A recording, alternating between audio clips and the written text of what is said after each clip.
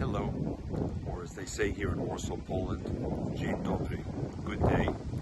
I'm David Harris, I'm CEO of American Jewish Committee, and I'm standing just in front of the Poland Museum, a museum that tells the story of 1,000 years of Jewish history on Polish soil.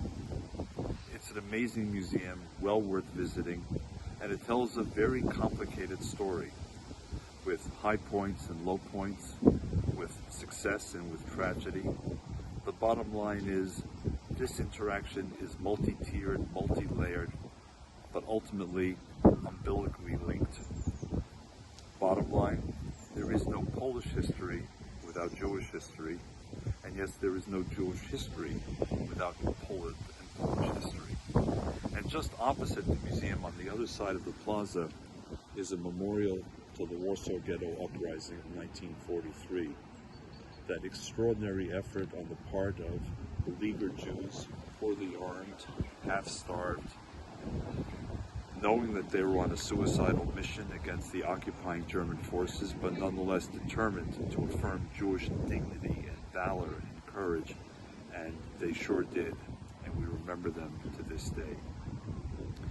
This larger story of Poland and Jews, as I discovered 40 years ago when I had my first encounter thanks to the American Jewish Committee, is so important but so brittle. And I learned in that first encounter in Chicago at a conversation hosted by AJC and the Polish American Congress, things can go well one moment and suddenly explode in the next. And the explosion usually was mutual accusations. The Jews suggesting that most, if not all, Poles were somehow anti-Semitic, and the Poles sometimes suggesting that most, if not all, Jews were anti-Polish or anti-Polonia, as it was called. So why did AJC and why did I stick with this issue over the last 40 years? Well, frankly, for several reasons. Number one, because we were on the same side in that great tragedy of the Second World War. This country was the first country attacked by the German Wehrmacht on September 1st, 1939. 3 million non-Jewish Poles, it's estimated, died or were killed because of the war. This country was occupied for 5.5 years by Nazi forces.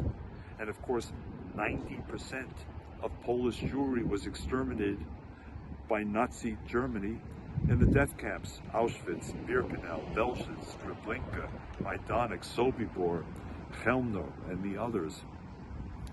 So we're intertwined. Secondly, because when that first encounter took place in Chicago, Poland was a communist nation under Soviet domination.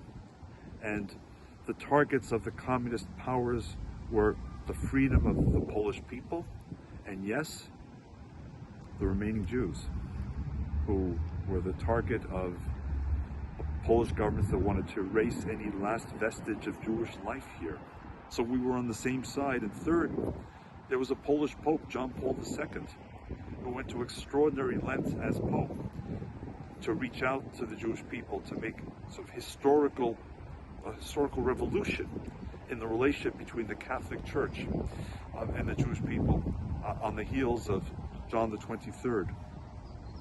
And he too bore witness to the Shoah, and he represented the best of the Polish spirit. And also in the course of that conversation, I met some extraordinary Poles, including the legendary Jan Karski, a hero of the Second World War, someone who tried to save Jews during the war, tried to alert the world to what was happening. And I said, you know, for all these reasons, we need to try and build a constructive new chapter in relations. And 40 years later, AJC is still at it and now has an office here in Warsaw to continue and deepen that effort. It's not easy. The recent tensions in Polish-Israeli relations are a reminder. It's not at all easy.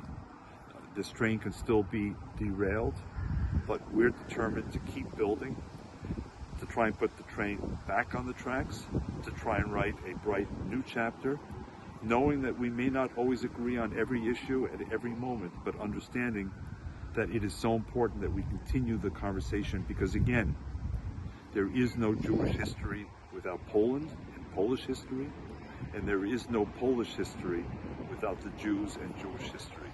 Goodbye from Warsaw.